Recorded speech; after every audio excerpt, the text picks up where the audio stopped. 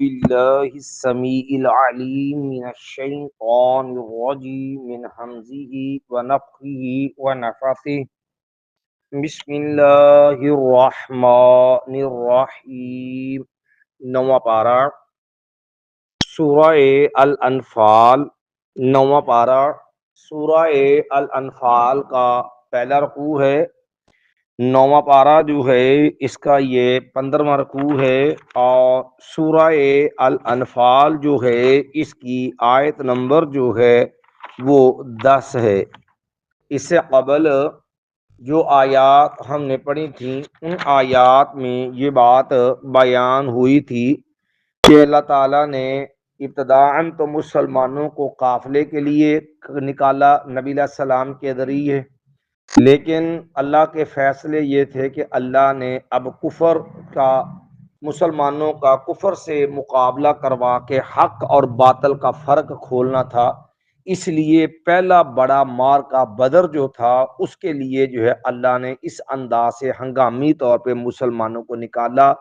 جو یقینی بات ہے، فطری چیز تھی کہ صحابہ کرام کے لیے ایک اعتبار سے کچھ پریشانی کا موقع بھی تھا، کیونکہ ایک تو ذہنی طور پہ تیار نہیں تھے، اوپر سے بے سر و سامانی کا عالم تھا، تیسرے نمبر پر مد مقابل جو جمعیت تھی وہ بڑی مضبوط تھی اور عقیل کانٹے سے لیس تھی، جس کے نتیجے میں اللہ تعالیٰ نے پھر اس معرکے کے مقاصد بیان کیے کہ اصل میں اللہ رب العالمین جو ہے وہ کفر کو تباہ کرنا چاہتا ہے اور اسلام کو اللہ سچا ثابت کرنا چاہتا ہے، اور پھر مسلمانوں کو اللہ تعالیٰ نے 1000 فرشتوں کے نزول کی جو ہے وہ خوشخبری سنائی کہ مسلسل لگاتار 1000 فرشتے بدر کے اندر جو تمہارے شانہ بشانہ ہوں گے۔ فرمایا وما جعلہ اللہ الا بشرا، وما جعلہ اللہ، اور نہیں بنایا اس چیز کو اللہ تعالیٰ نے، الا بشرا، مگر ایک خوشخبری،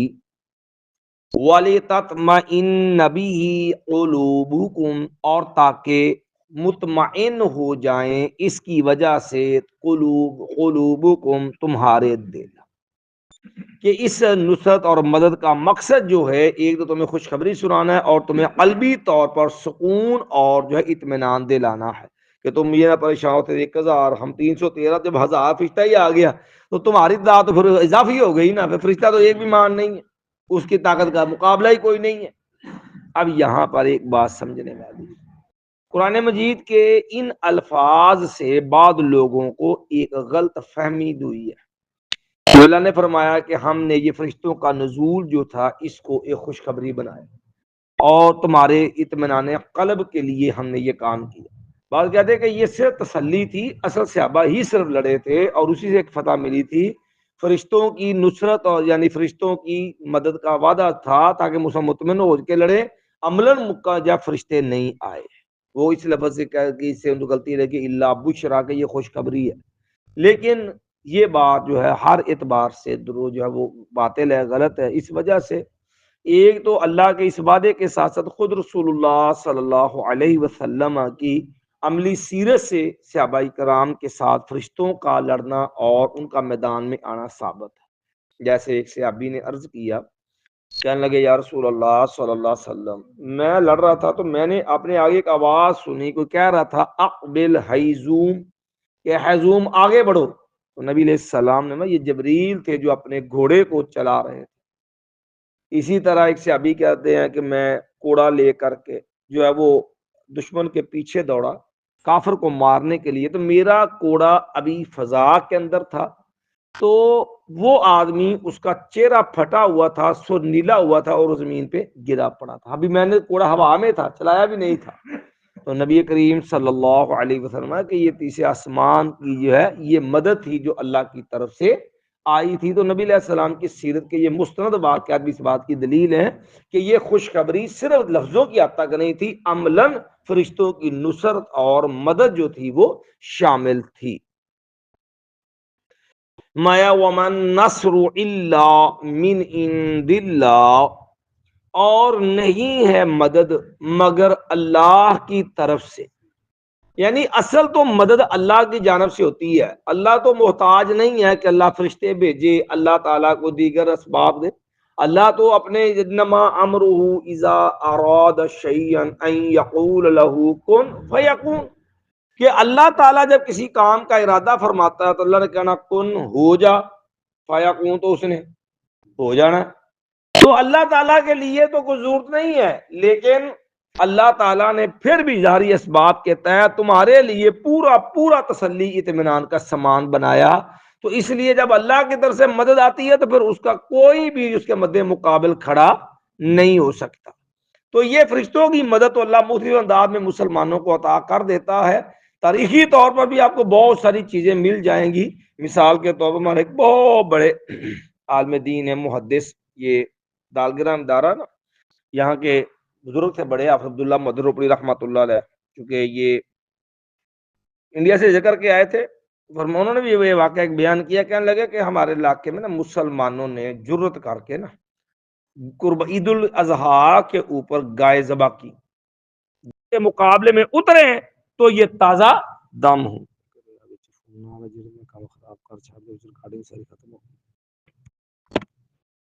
فرمایا اب یہ دوسری مدد تھی خوف دور کرنے کے لیے۔ اس کے بعد پھر اللہ نے ایک تیسری مدد کی۔ اب جب بدر میں آئے تو مسلمانوں سے پہلے یہ جو ابو جہل اینڈ کمپنی کا ٹولہ تھا نا، انہوں نے پہلے آ کر کے جو پختہ جگہ تھی نا، انہوں نے وہ والی جگہ جو تھی نشیبی جو تھی نا، وہ پہلے کنٹرول کر دی۔ اب مسلمانوں کے پاس بچی ریتلی جگہ۔ اب ظاہر ریتلی جگہ میں وہ مضبوطی نہیں ہوتی، پاؤں پھسلتا ہے، دھنستا ہے پاؤں۔ اب جگہ ظاہری طور پہ جو میدان تھا اس کی عمدگی والا حصہ وہ آ گیا ان کے پاس۔ تو اللہ تعالیٰ نے تیسری مدد یہ بھیجی کہ رات بارش نازل کر دی۔ اب اس بارش کا فائدہ کیا ہوا؟ وہ ریتلی جگہ بارش کے ساتھ جو ہے وہ پختہ ہوگی، جم گئی، ریت جو ہے وہ جم گئی۔ اب مسلمانوں کے لیے اس پہ چلنا آسان ہو گیا، اب پاؤں نہیں دھنستے زمین کے اندر۔ کفار کو نقصان یہ ہوا، وہ سخت جب پختہ زمین پہ کھڑے تھے، بارش ہے وہ کیچڑ بن گیا اور پاؤں پھسلنے لگے۔ اب وہی بارش ان کے لیے زحمت بن گئی، مسلمانوں کے لیے وہ رحمت بن گئی۔ تو یہ اللہ نے تیسرا جو اپنی مدد کا انداز دکھایا کہ جو ہے پہلے نمبر پہ فرشتے بھیج دیے، دوسرے نمبر صحابہ کو رات جو پہ اونگ تاری کر دی، سکون سے سو جاؤ، صبح اٹھ کے لڑیں گے دیکھیں گے، سلا دیا صحابہ کو۔ تیسری مدد آسمان سے اللہ نے بارش نازل کر دی، ما وینزل علیکم، اور اس وقت کو یاد کر جب وہ اتار رہا، اس نے اتارا تم پر، ینزل وہ اتار رہا تھا، علیکم تم پر، من السماء آسمان سے، ماء پانی۔ اچھا یہ بارش کیوں کی؟ اچھا اس کے بھی اللہ نے مقاصد رکھے آگے، لیطہرکم بہ، تاکہ وہ اللہ تمہیں پاک کر دے، بہ اس پانی کے ذریعے، وَيُذْهِبَ عَنْكُمُ الرِّجْسَ، اور وہ لے جائے تم سے، دور کر دے تم سے گندگی کو۔ اب ایک تو پہلا فائدہ تو ہو گیا، ریت جم گئی، پاؤں جم گئے، اور اس کے ساتھ ساتھ اللہ تمہیں جو ہے وہ پاک کر دے۔ اب وضو کے لیے، طہارت کے لیے ریت لیے پانی کا انتظام ہو گیا، ورنہ وہاں پانی کہاں ملنا تھا؟ میدان ہے کھلا اور وہاں پر علاقہ بھی ریتلا ویسے پانی نہیں ہوتا۔ اب مسلمانوں کو اپنی جو ہے وہ طہارت کے لیے بھی پانی چاہیے ہے، جہارا استنجا وغیرہ بھی کرنا ہے، وضو بھی کرنا ہے، اور انسان ہے کسی کو غسل کی بھی حاجت پیش آ سکتی ہے، تو لیطہرکم بہ، تاکہ اللہ تمہیں اس کے ذریعے پاک کر دے۔ تو مسلمانوں کے لیے طہارت کا انتظام بھی کر دیا، پانی کا انتظام بھی رب نے کر دیا، اور وَيُذْهِبَ عَنْكُمُ الرِّجْسَ، اور اس کے ذریعے مسلمانوں کو اب جو عملی میدان میں جنگ میں بے چینی خوف تھا، یہ تھے جی ہوں لڑنا کیویں، زمین ہر اعتبار سے، کہیں تعداد کے اعتبار سے خوف گھبراہٹ ہے، کہیں موقع محل کو دیکھ کے کہ یہ میدان جو ہے اس میں چلنا کیسے ہے، اس میں تدبیر پلانا وہ پریشانی ہے۔ تو اللہ نے وہ دل میں جو خوف گھبراہٹ تھی، وہ شیطانی وساوس تھے نا، اللہ نے وہ بھی کیا کر دی ہے، وہ بھی دور کر دی ہے۔ وَيُذْهِبَ عَنْكُمُ الرِّجْسَ عَنْكُمْ رجز الشیطان، اللہ شیطان کی گندگی تم سے کیا کر دے، دور کر دے۔ اب یہاں پر ایک اور عقیدے کا مسئلہ بھی سمجھنے والا ہے، جو ہمارے ہاں مشرکانہ نظریات کی سب سے بڑی بنیاد ہے، اور وہ کیا ہے؟ پنج تن پاک والا نظریہ۔ آپ سورۃ احزاب پڑھیں نا، بالکل یہی لفظ ہے وہاں پر۔ پیچھے سورۃ احزاب میں نا امہات المومنین کا تذکرہ 22ویں پارے کے شروع میں، 21ویں سورۃ احزاب شروع ہوتی ہے۔ یا ایھا النبی کل ازواجک، اپنے نبی اے نبی اپنی بیویوں کہہ دی، ان کنتن تردن الحیات الدنیا وزینتها فتعالین امتعکن واسرحکن سراحا جمیلا۔ آگے جا کر کے چلتے چلتے آخر پہ نبی کی بیویوں کو وقرنا فی بیوتکن، تم نے گھروں میں ٹھہری رہو، ولا تبرجن تبرج الجاہلیت الاولی۔ آگے جا کے فرمایا انما یرید اللہ لیذھب عنکم الرجس، انما یرید اللہ لیذھب عنکم الرجس اہل البیت ویطہرکم بہ تطہیرا۔ رجس بھی اللہ لے جا رہا ہے اور تطہیر بھی کر رہا ہے۔ اگر اس کا معنی معصوم ہونا ہے تو پھر اس آیت کو کہنا ہے جی اتنے معنی کیجیے، اس سے تو مراد پنج تن پاک نے، نبی علیہ سیدنا علی، فاطمہ، حسن حسین رضی اللہ عنہ نبی علیہ السلام، لہذا ایک انہیں معصوم نے، معصوم کا مطلب انہیں کو غلطی گناہ ہو ہی نہیں سکتا، حالانکہ یہ انسانی فطرت کے خلاف ہے۔ یہ نظریہ فطرت انسانی کے خلاف ہے کہ بندہ معصوم ہو، بندہ معصوم ہو نہیں سکتا، یہ انسانی فطرت ہے۔ بھول، نسیان، یہ فطرت ہے انسان کا۔ بھول، اللہ نے نسیان کے نبی علیہ السلام کے بارے میں فرمایا نا کہ اگر آپ بھول جائیں گے تو ہم آپ کو یہ پڑھا دیں گے، آپ بھول جائیں گے ہم آپ کو یاد کرا دیں گے۔ اللہ نے قرآن میں تجارت کا ذکر کیا، اس قرآن کی سب سے بڑی آیت ہے قرض والی آیت۔ اللہ نے اس آیت میں فرمایا کہ 2 گواہ مرد رکھو، کہ جے 2 مرد گواہ نہ ملیں تو ایک مرد تو 2 عورتیں کالنی ایک مرد کی جگہ پہ، یا اللہ مرد 2 سی بڑیاں ہوں، ایک دے بجائے 2 چاہیے۔ مایا جو ہے اگر ان میں سے کوئی ایک بھول جائے فتذکر احداہما الاخری، تاکہ دوسری عورت کو جو بھولی ہے اس کو کیا کرا دے، بات یاد۔ یہ نسیان انسانی فطرت ہے، لفظ خطا فطرت ہے۔ ایسے واتے بھول چک تے غلطی رب نے معاف کی، جان بوجھ کے بندہ پٹھا غلط کام کرے اوتھے جرم ہوندا ہے۔ لا علمی جہالت نہ غلطی نہ کام ہو جائے تے اللہ نے ویسے ہی معاف رکھیا ہے۔ معافی کی وجہ یہ ہے کہ وہ انسانی فطرت، انسانی کمزوری کا حصہ ہے۔ جیسے رسول اللہ صلی اللہ علیہ وسلم نے فرمایا نا کہ ان اللہ واضع عن امتی الخطأ والنسیان وما استکرہوا علیہ، 3 قسم کی چیزیں ہیں جو اللہ نے تمہیں معاف کر دی ہیں۔ بھول چک معاف کر دی، غلطی معاف کر دی، ٹھیک ہے جی، اور جس پہ تم مجبور ہو، تم بے اختیار ہو، تمہیں تمہارے اوپر جبر کر دیا وہ بھی اللہ نے کر دیا۔ یہ فطرت ہے۔ اسی لیے رسول اللہ صلی اللہ علیہ وسلم نماز میں بھولے کہ نہیں، امت کی تعلیم تھی نا، رکعتاں پڑھنی تھی 4، تے نبی نے پڑھیا کہ نہیں، سلام پھیرتا تے ذوالجدین پوچھنے لگا یا رسول اللہ صلی اللہ علیہ وسلم آپ کوشت صلاۃ و نسیتا، یا رسول اللہ صلی اللہ علیہ وسلم آپ بھول گئے نے کہ نماز کٹ گئی، تے آپ بڑے یقین تے سی کہ میں پوری پڑھی، آپ کہ اللہ انس ولم تکسر، میں ذوالجدین کوئی بھی نہیں، نہ میں بھولیا تے نہ نماز کٹ، نہ میں نماز کٹ ہوئی تے نہ ہی میں جی بھولیا۔ تو ذوالجدین عرض کرنے لگا یا رسول اللہ صلی اللہ علیہ وسلم ایک کام تے ہویا پھر ادب دا دیکھو نا پورا صحابہ نے، صحابہ دا باقی ادب کتنا جوڑنا ہے، یہ نہیں کہ نہیں یا رسول اللہ بھول گئے، نہیں میں یا رسول اللہ صلی اللہ علیہ وسلم 2 کاموں جو ایک ضرور ہویا ہے، یا نماز کٹ گئی یا پھر آپ بھول گئے۔ تو پھر آپ نے بکر نے پوچھا، عمر بھی لاگے نے رضی اللہ نے پوچھا الصادق کا ذوالجدین، بھائی اے ذوالجدین پہ صحیح پہ آندا ہے، سچ کہہ رہا ہے کہ جی یا رسول اللہ صلی اللہ علیہ وسلم۔ مطلب یہ تو فطرت انسانی ہے، تو معصوم بندہ کی ہوئے گا، غلطی نہیں ہو سکتی انسان۔ اللہ نے کہا ناسی آدم، آدم علیہ السلام بھول گئے، میں ناسی ذریہ تے آدم دی اولاد بھی کی ہے، یہ تو اولاد آدم کا خاصہ ہے، بھول جانا تو معصوم کی ہویا بندہ۔ یہ عقیدہ ہی غلط ہے، باطل ہے کہ جی 5 تن پاک نے تے معصوم نے، ماں فاطمہ معصوم نے، علی معصوم نے، حسن حسین، یہ رافضیوں کا باطل عقیدہ ہے۔ ہمارے یہاں جتنے بریلوی ہے دوسرے وہ عقیدت میں وہی سارے دبی ہوں ننے واہ معصوم نے جی۔ آ تسی کدی سوشل میڈیا تے دیکھو ڈاکٹر صاحب جلالی دا تے بریلویاں دوجے درباری بریلویاں دا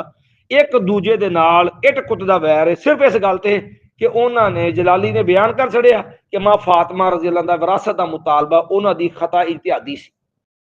ماں فاطمہ دا مطالبہ بندا نہیں سی، انہوں نے غلطی لگی جنہوں نے مطالبہ کر لیا، انہوں مسئلہ علم نہیں سی، سمجھے؟ ਇਹਦੇ ਉੱਤੇ ਉਹਨਾਂ ਨੇ ਉਹਨੂੰ ਕਾਫਰ ਕਰਾਰ ਦਿੰਦਾ ਗਏ ਤੁਸੀਂ ਫਾਤਮਾ ਨੇ ਉਹਨੂੰ ਗਲਤੀ ਕਿ ਮਨਸੂਬ ਕੀਤੀ ਕਿਵੇਂ ਮਾਸੂਮ ਨੇ ਗਲਤੀ ਹੋ ਹੀ ਨਹੀਂ ਸਕਦੀ ਉੱਥੇ اور لا ایک دوسرے کپڑے لاؤن لگے نے سارے کارے حالانکہ لفظ کیا بات کن کی ہے بات وہاں 5 سیدنا علی کی فاطمہ کے حسن حسین کی ہے ہی نہیں پوری قرآن کا رکوع پڑھ لو پورا رکوع وہاں تذکرہ ہی صحابہ کرام کا نہیں ہے وہاں تذکرہ ازواج مطہرات کا انہوں نے بیچ چکا تھا 5 تن پاک میں لیا کے پا لیا پھر لفظ بھی یہی ہے جو وہاں پر موجود ہے اگر اس کا معنی یہ ہے کہ بندہ معصوم ہے پھر اب بدر جنہیں سے ابا شریک ہوئے سارے معصوم نے کیونکہ اللہ نے انہیں تدہیر بھی کرتی تو اس سے شیطان بھی نہیں کرتا دور یہ الگ بات ہے کہ اتھوں بھی معصومیت بنتی نہیں دیکھو نا اللہ نے کہا نا انما یرید اللہ لیذہب عنکم الرجس اللہ تعالی تو گندگی کی کر دے گندگی ہوئے گی دور ہوئے گی نا گندگی سیدھے دور کی تھی نا یہ ہے نہیں دور کے میں کرتی ہر انسان ہے پھر بندے کو غلطی گناہ کوئی نہ کوئی اون چیز ہو جاتی نا آخر اگر یہ فطری چیز ہے کہ بندے نو غلطی لگ جاتی ہے بندے کو خطا ہو جاتی ہے ٹھیک ہے تو یہ تو تطہیر ہوئی وہ دی جی جو غلطی ہوئے گی تو جے غلطی ہے نہیں سی تو وہ رجس کیڑا جا دور کیتا اللہ نے پھر رجس سیدھا دور کیتا نا وَيُذْهِبَ عَنْكُمُ الرِّجْسَ أَهْلَ الْبَيْتِ اور رجس اللہ تعالی کی کر دیتا دور گندگی ہے سی دور کی تھی نا تے جے رجس ہے سی پھر معصوم کے بھی ہوئے معصوم تے نہ ہوئے پھر جو رجس تھا وہ دور کیا نا اگر رجس ہوتا ہی نہ تو اللہ پاک کیوں کرتا تو جب رجس ہے تو رجس کا وجود جو ہے یہ دلیل ہے کہ بھی سیدنا علی فاطمہ سے منسوب پاکستان وجہ معصوم نہیں ہے یہ تو واضح باتیں ہیں ورنہ اگر آپ شیعہ کو تو پڑھو تو معاملہ اس سے بھی سنگین ہے سیدہ فاطمہ کے بارے میں شیعہ کتاب میں یاد ہے لکھ رکھا کہ سیدہ فاطمہ رضی اللہ تعالی عنہ کو جو تھی نا سیدنا علی کے ہاتھ پہ ڈنڈے مارتی تھی اور وہی علی کے حق میں آتی تھی سیدہ فاطمہ علیہ باللہ ڈنڈے مارتی تھی سیدنا علی کے ہاتھ میں اور علی خاموش تھے اگر بولتے نہیں تھے اور وہی آتی تھی علی کے حق میں فاطمہ علی کو نہ مارو اور فاطمہ رضی اللہ کہتی تھی بزدل ہو تم تنگ دل ہو تم فلاں ہو تم جا کے میرے حق میں بولتے کیوں نہیں ہو ہن دسو ڈنڈے مارنے والا حق تے ہے کہ جن ڈنڈے پے نے وہ حق تے ہے یہ شیعہ کتاباں نا جو دی گل نہ گل کر کہ معصوم ہون تے ڈنڈے مارنے نوبت آ سکدی ڈنڈے مارنے والا بھی معصوم تے کھان والا بھی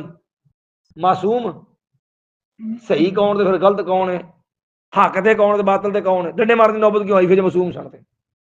تو بہرحال یہ ہم الزامی طور پہ بات اس لیے کہتے ہیں کہ یہ بات ہی بنیادی طور پر جو ہے فطرت کا بھی خلاف ہے قرآن و سنت کے بھی یہ بات خلاف ہے اور جو معنی لفظ تطہیر کا اور رجس کے ختم ہونے کا کیا جاتا ہے اگر اس کا معنی معصوم بنایا جائے تو پھر یہ الفاظ جو اللہ نے بیان کیے ہیں لیطہرکم بہی کہ اللہ تمہیں پاک کر دے اس کے ذریعے وَيُذْهِبَ عَنْكُمْ رِجْزَ الشَّيْطَانِ اور اللہ لے جائے تم سے شیطان کی گندگی تو پھر یہ لفظ اس کا معنی بنے گا جتنے بدری صحابہ سارے کے سارے کیا تھے معصوم تھے اور اس کا کوئی بھی رافضی قائل نہیں شیعہ قائل پھر نہیں ہے مایا وَلِيَرْبِطَ عَلَىٰ قُلُوبِكُمْ اور تاکہ اللہ باندھ مضبوط کر دے پختہ کر دے تمہارے دلوں کو یعنی دل مطمئن ہو جائیں یقین سکون میں آ جائے ٹینشن پریشان سے جو ہے وہ باہر نکل آئے وَيُثَبِّتَ بِهِ الْأَقْدَامَ اور اللہ جما دے پختہ کر دے ثابت بنا کر دے اس کے ذریعے پاؤں کو کہ اب زمین بھی ہموار ہو گئی پانی کی وجہ سے ریت جم گئی اب تمہارے لیے جو یہاں پر کھڑا ہونا بھی کیا ہو گیا آسان ہو گیا تو بارش کے نتیجے میں اللہ نے وضو طہارت کا سامان دے دیا اللہ تعالیٰ نے تمہارے لیے جو ہے قلبی اطمینان بنا دیا تمہارے عملی طور پہ تمہارے لڑنے کے لیے ماحول سازگار بنا دیا ایک بار پھر ترجمہ دہرایا وما جعلہ اللہ الا بشرا اور نہیں اس نے نہیں بنایا اس کو اللہ تعالیٰ نے مگر خوشخبری وَلِتَطْمَئِنَّ بِهِ قُلُوبُكُمْ اور تاکہ مطمئن ہو جائیں اس کی وجہ سے تمہارے دل مایا یہ پہلی مدد فرشتوں کے ذریعے مایا وَمَن نَّصْرُ إِلَّا مِنْ عِنْدِ اللَّهِ اور نہیں ہے مدد مگر اللہ کی طرف سے ان اللہ عزیز حکیم بے شک اللہ زبردست غلبے والا زبردست حکمت والا ہے اذ یغشیکم النعاس امانۃ منہ جب وہ اللہ جب وہ ڈال رہا تھا تم پر تاج ہے اون کو امانۃ منہ اپنی طرف سے امن کے لیے خوف دور کرنے کے لیے وَيُنَزِّلُ عَلَيْكُمْ، اور وہ اتار رہا تھا تم پر، مِنَ السَّمَاءِ، تو یہ دوسری نے مدد تھی جو اللہ کی طرف اونگ تاری ہوئی رات سو جاؤ. مایا تیسری مدد وَيُنَزِّلُ عَلَيْكُمْ مِنَ السَّمَاءِ مَاءً، وہ اتار رہا تم پر اب بارش، آسمان سے اتارا تمہارے اوپر آسمان سے پانی، لِيُطَهِّرَكُمْ بِهِ، تاکہ وہ پاک کر دے تم کو اس کے ذریعے، وَيُذْهِبَ عَنكُمْ رِجْزَ الشَّيْطَانِ، اور وہ لے جائے تم سے شیطان کی گندگی کو، وَلِيَرْبِطَ عَلَىٰ قُلُوبِكُمْ، اور تاکہ وہ مضبوط کر دے تمہارے دلوں کو،